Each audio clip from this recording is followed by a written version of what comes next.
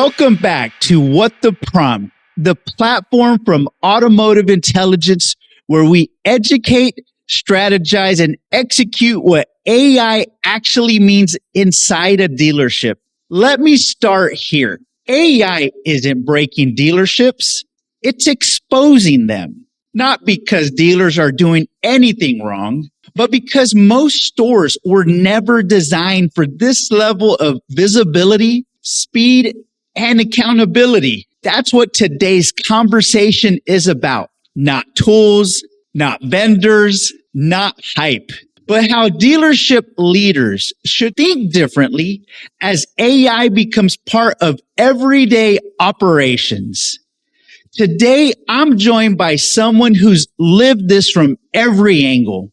Todd Smith, CEO of QoreAI, 30 plus years in automotive technology and author of the upcoming book, The Intelligent Dealership.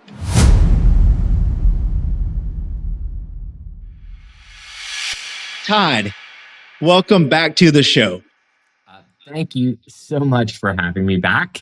That's a good sign, I hope, that when you get invited back into the house of knowledge here, I feel that's amazing. And I just want to say thank you again for having me back. Super excited to talk more. I can't wait to spend the time with you today. Definitely, Todd. I mean, we catch up on LinkedIn. We catch up like everybody does through comments. But, you know, I was going through my mental checklist. We're at the end of the year.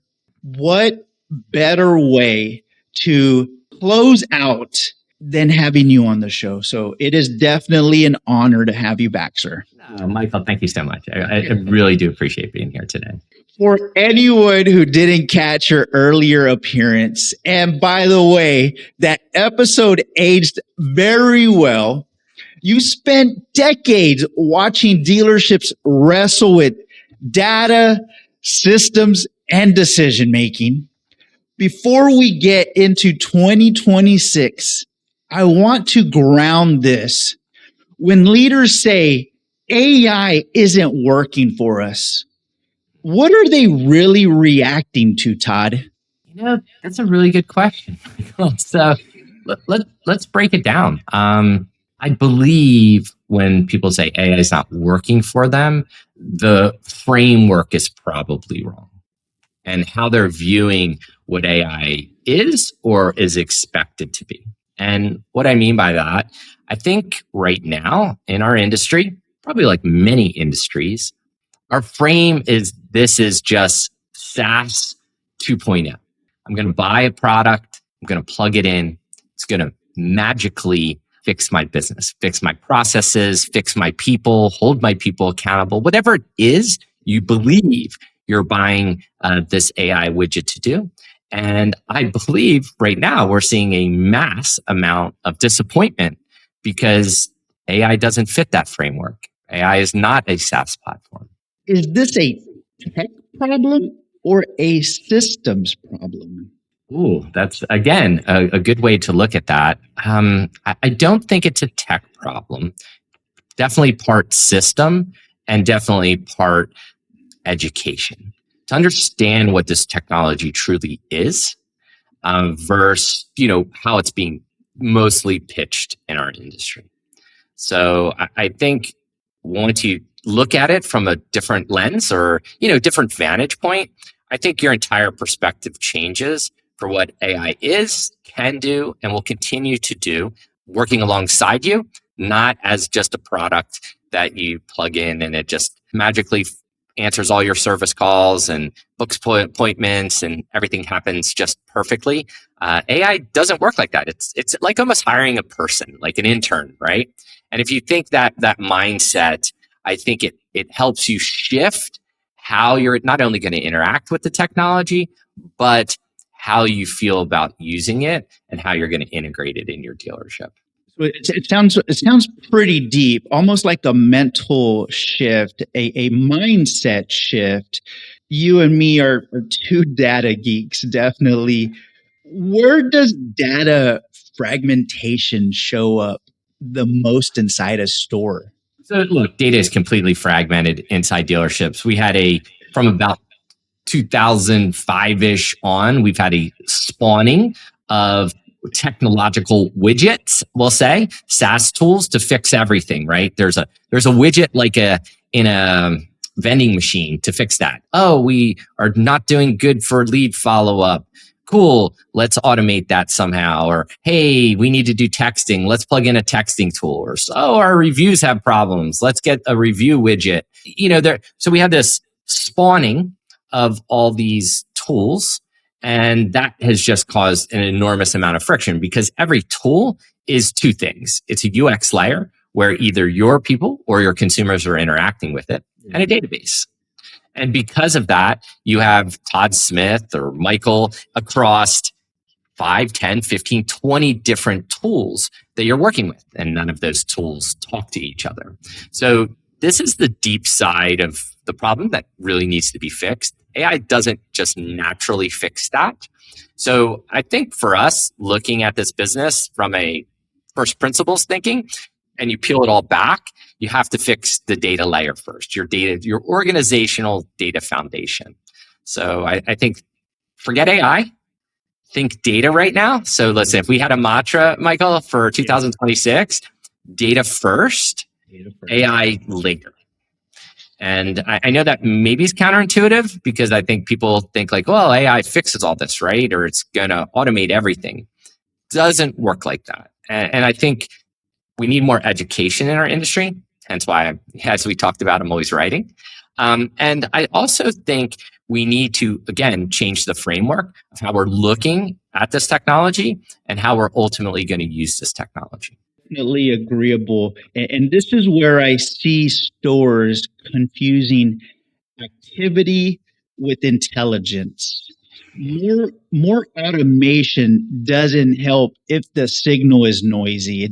It's just exposing it, basically. You already see it. And for all the listeners out here today, how many of you have tried a service scheduling tool and within a couple weeks turned it off? I stand in front of 20 groups every week, and I always ask this question, and I always see hands go up. I've never not been in a group that have not seen hands go up. And what that is one, ridiculous expectations. You believe you're going to get AI and it's going to be 100% perfect every single time. We all know, if you've ever experienced ChatGPT, that's not correct. So that's the first side. 2, whatever your process is, AI is just going to accelerate it. So if you have a bad workflow or process inside your store, you're just going to pour gas onto that. Hence, they get turned off a lot of times. And so this is, again, changing framework, changing belief, changing how we approach the technology, and ultimately looking at our processes first before we try to apply AI to it. This is something you expand on in the intelligent dealership. The idea that most stores don't have a data problem, they have a decision problem. Not bad people, not bad intent, just disconnected systems, making it hard to trust what you're seeing. Yeah, think about that. It's very interesting. Also, another question I'd love to ask. We ask your audience and have them frame this in their mind. If you're listening to Michael and I today, one of the things I always ask, do you trust your reports? And it's almost virtually, I get a no. I get we're making multi-million-dollar decisions. Yeah. So if it's not the data we trust, what are we trusting? Are we trusting our gut? Well, that's already been statistically proven not to be very effective. So I think it's interesting how we have to look at these things. And look, at the end, data is a driver, but clean data has to be goal one. And unfortunately, in our industry, no manager has ever been trained what hygiene data actually means. They think deduping is hygiene. That is not hygiene. So I think, again, back to educational and understanding in the age of AI and how this new technology is going to rapidly change our business, but bringing it back to reality of today. It starts with clean and organized data that the dealership owns. I want to pause here for a second. If you're listening and thinking, this feels familiar, but I'm not sure where we stand. This is exactly why we built our AI readiness assessment. It's not a tech scorecard, it's a clarity exercise, department by department, to understand where AI helps, where it doesn't, and what to ignore. You can find more at automotiveintelligence.io. No pitch, just perspective. All right, back to it.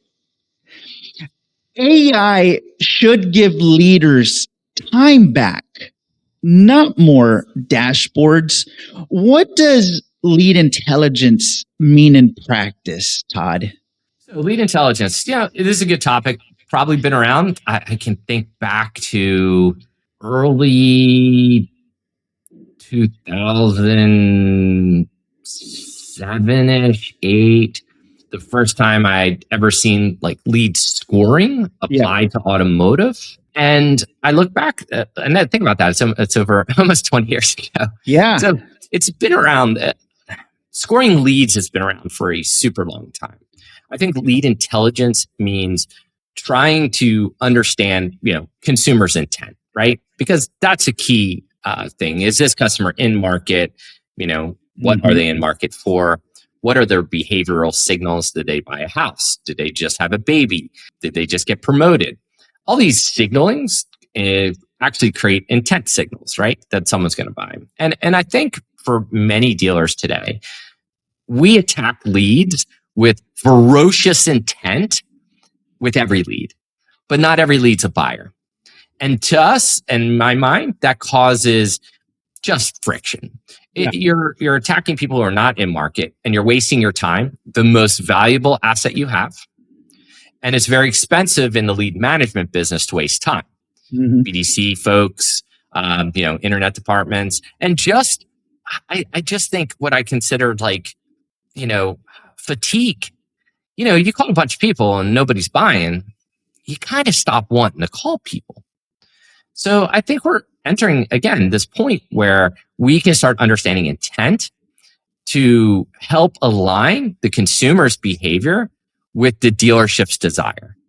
And this will be a continuous journey. There's no hey, it's an exact science, it's always going to work.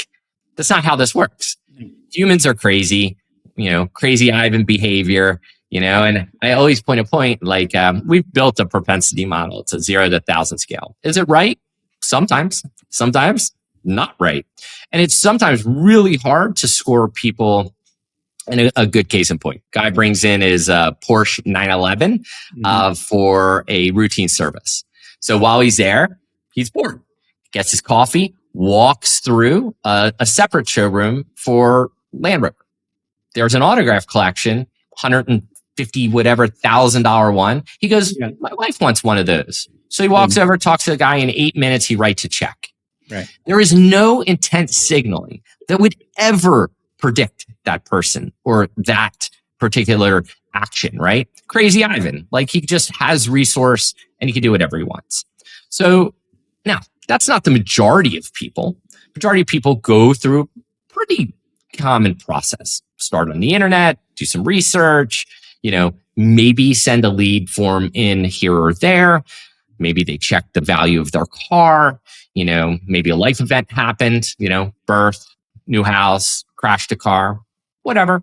All those things today, those signals can be gathered, compiled, and ultimately analyzed. And I think that signaling will only improve. Not just because the age of AI, frankly, it's just the age that there's millions of signals. So you can continue to build unique models. And I laugh, Michael. So the first model I ever built was at my Chevy store. And it was built on 1960 thinking for the direct marketing industry. And it was called RFM coding. It stands for recency, frequency, and monetary value. And every customer I pulled out of Reynolds and Reynolds, my entire customer list, I deduped it very poorly back then because I had no idea what I was doing. I probably merged two Michaels together and two Todds together that were independent people, but now I merged them together mistakenly. But you assign everyone a 3-digit code from a 111 to a 555. So a 111 would be your least recent customer into your store, least frequent user of your coming in, and spent the least amount of money with you. Your 555 on the outside, you recently have seen them, frequent user of you, spends the most money. So it was designed for direct mail. So I applied it to my own database, and then I knew stop sending my 555s oil change coupons, send my losers, the 111s, the oil change coupons, and my 555s, no, they're getting a VIP service. And I feel like, this is, again, old technology, applying it in a new way. And AI just helps to accelerate these things. It was before my time. I've been selling for 20 years, but I heard back in the day, dealers used to get customers to fill out credit apps, and based on their score, they would give them a red balloon or a green balloon. So yeah, there's a group in California that did this, and it was genius. They didn't even get them to fill out the credit form. So what they would do when they'd come in, and they had a gate, and they would start asking you questions. The greeter was a qualifier. Boom. The greeter would say, well, tell me how you're doing. What's your current car payment? And through that, they would hand the kid a balloon, or they'd give the kid a sticker. So they used the kid mostly, or, wife or husband as the pin of and nobody knew. So it was totally coded. So it was either a sticker, they handed you something, they had balloons, they had a whole series of things. That was a California store too. Yeah, that must be the parents of the starters of lead intelligence in our industry. Definitely love it. So and I'm adding this to the script, unfortunately, is because Todd, when we opened up talking, I told you I'm at 8 sales. I'm still on the showroom floor. When we get done today, I have 3 appointments coming in. But here's what I've realized in DFW right now: the shoppers aren't in the stores. The buyers are in the stores. I have had finance cases. I've had more check writers this week than ever, and so it led me down this rabbit trail of shoppers and buyers, lead intelligence, AI being able to do the manual lifting or the automated lifting on the, let's say, 0 to 5s. And then your closers are just being able to handle the top. Now, there was a discussion, I think, yesterday on CRMs and how they're going through these types of things. But if there was a little bit of lead intelligence with the system of intelligence on top of that CRM, kapowie, right? Just too easy. I have a question for you. Have you asked any of so today you have 3 appointments, right? Yes. I want to ask, I want you to text me when you're done. Okay. I want to know how many people use ChatGPT before they showed up. Too easy. Simple question. I'm just curious because I feel people are going to start using this technology during the shopping process, which is also going to dramatically change, I think, how leads are done. And I think you're right. I think today, if they're in showroom, they're buying.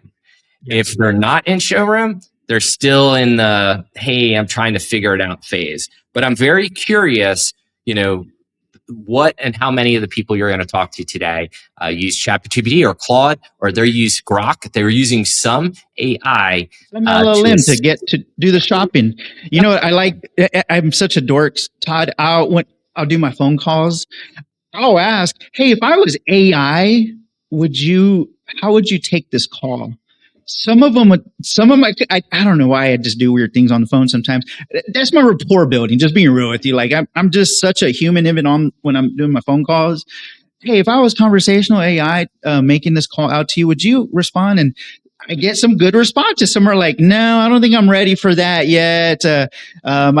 Some are like, yeah, I would talk to you as long as it's helping me get what I need. So that's awesome. Yeah. So text me today. Whatever time. I don't care what time you end. Text me tonight. I want to know. Just say, hey, Todd, 3 out of 3, 2 out of 3, 1 out of 3, 0 out of 3. I'm just really curious. One is a Spanish speaker, so I'll be working through Google Translate on that one, but I'll try my best. Yeah, listen, no worries. So everyone, listen, my wife's Spanish. My wife loves ChatGPT. I can't believe I exposed her to ChatGPT. Now she's typing everything in it. And I'm like, oh my gosh. So before she used TikTok to like research things, and now she's using ChatGPT as that augmentation to using. So like planning a vacation or planning a trip, ChatGPT. And she's like, oh, I have a 15-year-old. We have this, this, and this. We don't have this much time because Todd's going to want to be on the mountain snowboarding. What are some good restaurants? What should we do? Here's the itinerary. Yeah, it's like we have 2 hours to spend. And literally, it's like minute by minute, the outputs. I'm like, oh my gosh, like we've had nothing like this. Google could never do this for us. I'm so excited for all this that's coming our way right now. One thing I keep coming back to is this. AI should move work off the sales floor, not onto it. If AI is doing its job, leaders should have more time for training, coaching, process improvement, and yes, better communication with customers. That's where I see this going. I think I look at that in a couple phases.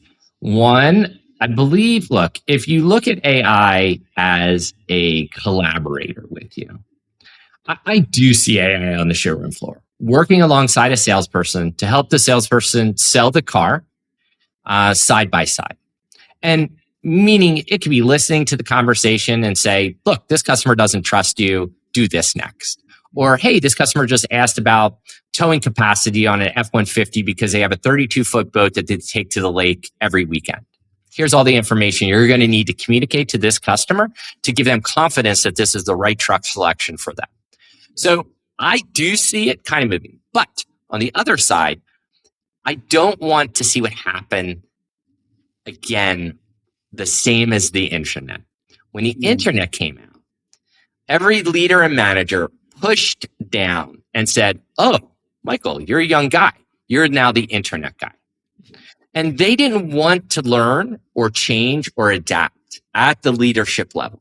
They wanted the new people, the young people, to be that catalyst.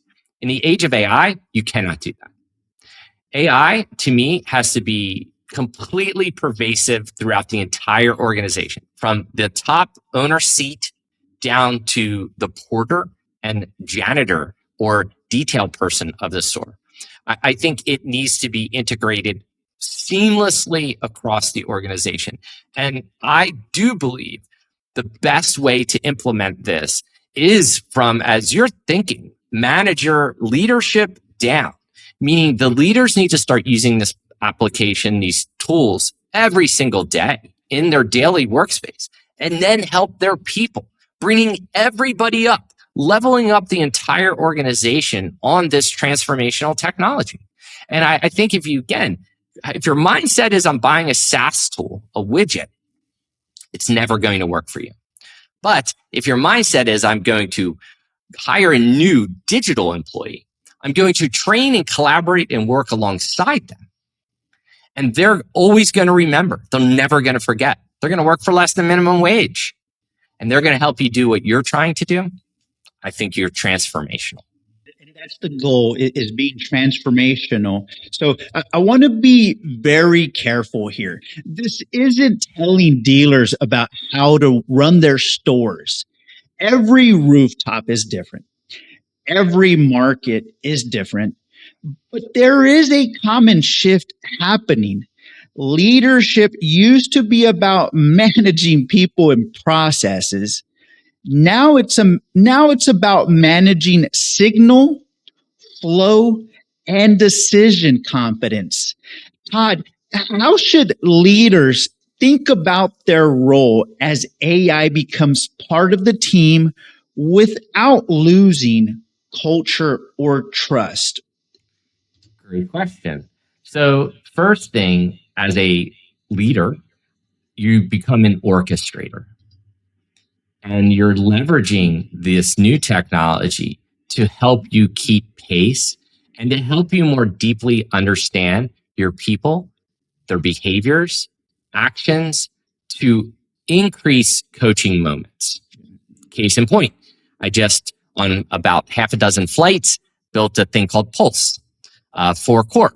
And I know that sounds weird, Pulse for Core, but I called it Pulse because the object of it was every day, the entire dealership team, and it could be by department, gets a text message. Text message is super simple. On a scale like a 1 to 5, how consistent was your day?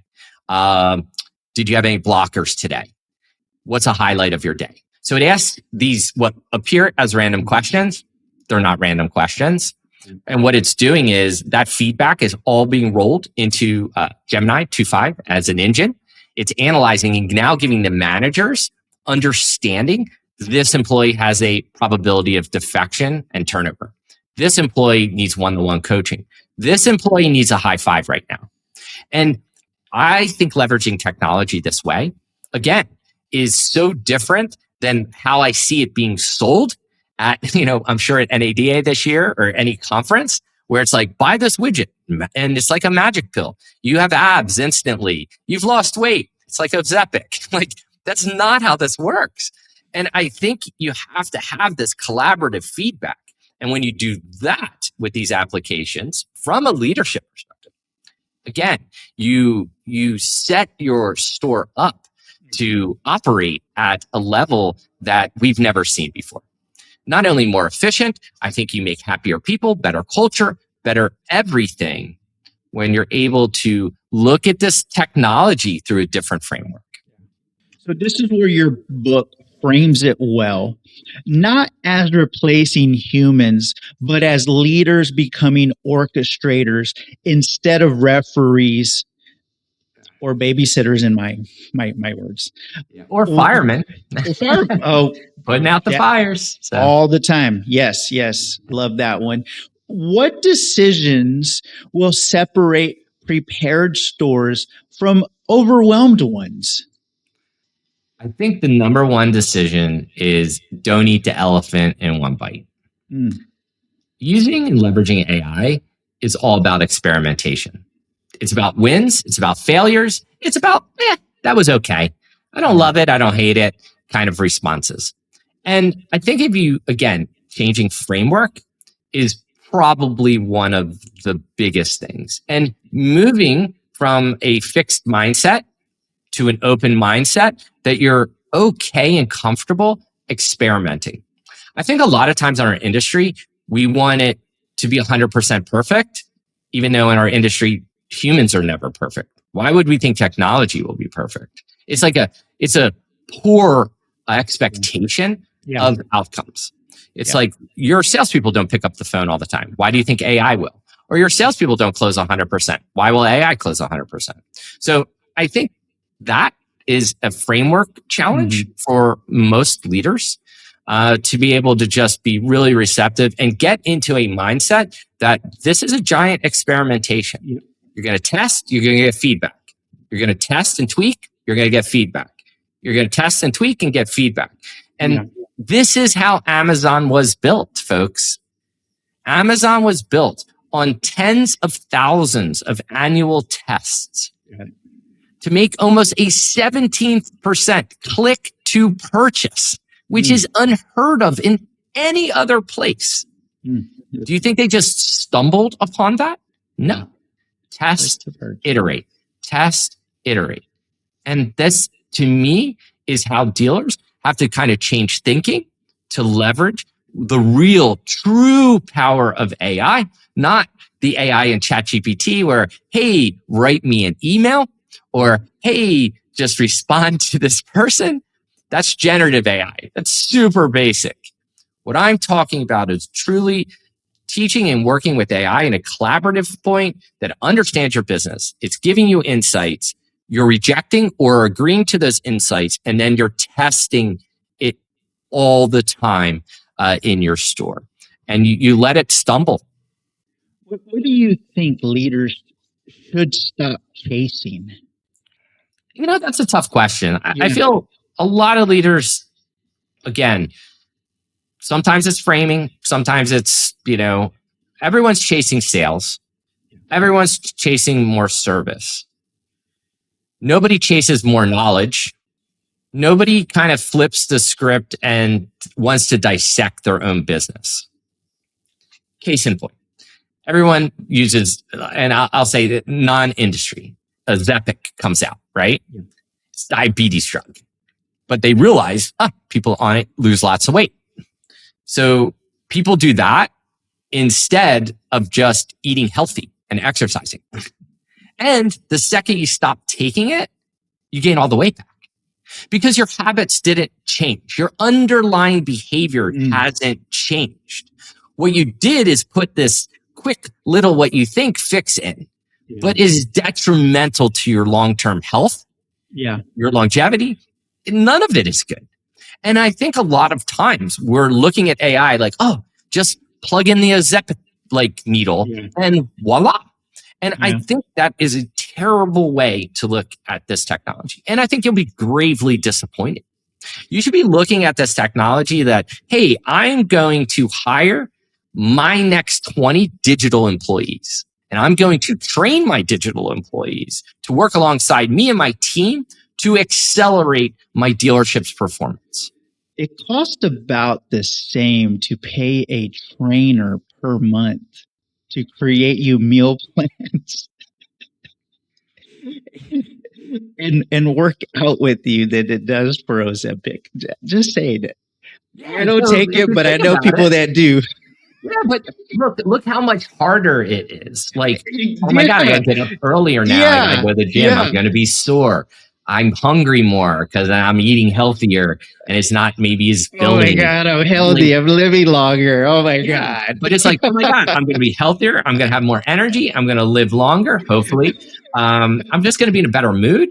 And I'm really building deep habit in muscle. And listen, I will tell you, so like documented very well, leg strength tells longevity. So you need to be able to squat weight. You need to be able to do all these things. And I think I look at our business or any business in that same light where, hey, you need some fundamental strength. Do not think AI is going to fix your weaknesses. Very what fixes true. your weaknesses is getting strong and having good processes. And what AI does then on top of it is it turns you from, hey, you could squat 500 pounds. Now you're squatting 1,000 pounds. And I think that's a big change. And I think a lot of times, because look, AI is going to meet any person at the level they're at. So if you're squatting 100, you're only going to squat 200. If you're squatting 500, you're going to do 1,000. So, but dealers, I think sometimes I talk to them, they're 100 squatters and they're like, we're going to get to 1,000. I'm like, doesn't quite work like that. Yeah. That's not how this technology. As I said, it's going to only accelerate your existing processes, good or bad. You know, I another area I want to go backwards in is you said something great. You hear this pitch from vendors that why not move to a conversational AI? It never misses a call. It's never hungover. You don't have to, counsel it, etc. But when you were saying that, you didn't say it, but when you were saying they will miss a call, something will be down, that is true. Technology is technology. We use it when we're selling cars every day, whether it's at the sales desk or in the finance office, and we're trying to sell product, right? Machines are machines. We have when I've already closed the deal, I got the preliminary paperwork. It goes over the warranty out the box, right? So 3-year 36, 5-year 60, and customers like, well, I'm only buying brand new because vehicles never break. And I'm like, well, that doesn't work like that. Yeah, I was like, before getting into cars, I sold computers with Dell computers, and I've learned machines aren't perfect. So I want to caution you on that side. And don't get me wrong, Todd, I used that when I was in the finance office too. I'd pitch that too. No, machines are just tons of computers added to it. Anyways, so that's a great mind shift. I want to point out that you brought up. It may go down. it's not foolproof because tech is tech. I mean, we saw that with the crowd strikes. We saw that with viruses coming out, stopping our DMSs, things stop. Right here. Amazon stops. See Cloud this GP. icon Yeah. right here? This will never turn on. It failed. Oh, This is like a 15. yeah. So total fail. I took it to Yeah. Apple. Will never turn on Yeah. again. Wow. And this was 6 months old. It was my mom's. Nice. I leave it here as a reminder that tech is not foolproof. As you said, tech will fail. There's a brand new iPhone written by a multi-trillion-dollar company. Wow. Failed. Yeah. So you don't think your chatbot's going to fail? Yeah. Like, realistically, all these tools, the goal isn't that it failed. The goal is, did it learn something from the failure? Did it improve or not? And if you're not building a system that continues to learn and understand from its surroundings, then again, you get what you pay for, right? So that's where the world I look at today, where it's like, have a realistic expectation on the technology used. Just like your refrigerator. Refrigerators are meant to last like 8 years or something. And then they, parts break on purpose, right? Cars are meant to last a little bit longer. But all electronic products to me have a shelf life. Some just will fail for no apparent reason. But don't expect AI to perform flawlessly every single time, every single day, with every single conversation, whether it's you're using it as a chatbot, you're looking to you do it for research or analysis over your data. It will fail. Just happens. But but people fail, right? You don't sell every car of every customer you talk to. Not everybody you talk to on the phone comes in. So we have to hold this technology accountable, of course, but no more than a human. And I think that is a framing alignment where and maybe it gets better than humans faster, and it already is in many areas, very narrow areas. It's far smarter as we move to what's called general intelligence, AGI. Yeah. But today, set a realistic expectation. Start small, little experiments, get using it, get it to feedback and understand, get it to improve. Now you've created a pathway to success in leveraging this type of technology. When people hear 2026, they think flying cars, but most of what you're describing is already here. Data ownership, vendor dependency, attribution clarity, operational visibility. The future isn't coming. It's already unevenly distributed. If this conversation resonates with you and you want the long form version, not theory, but patterns Todd's seen across hundreds of rooftops, his book, The Intelligent Dealership, goes deeper into this exact shift. We'll link it in the show notes and comments and on our LinkedIn post for anyone who wants to explore it further. Not required reading, but solid perspective. We always close with a prompt. Here's today.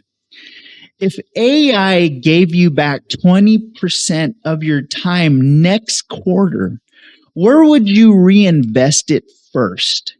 Training, process, or customer experience? Sit with that because the answer says more about readiness than any software demo ever will.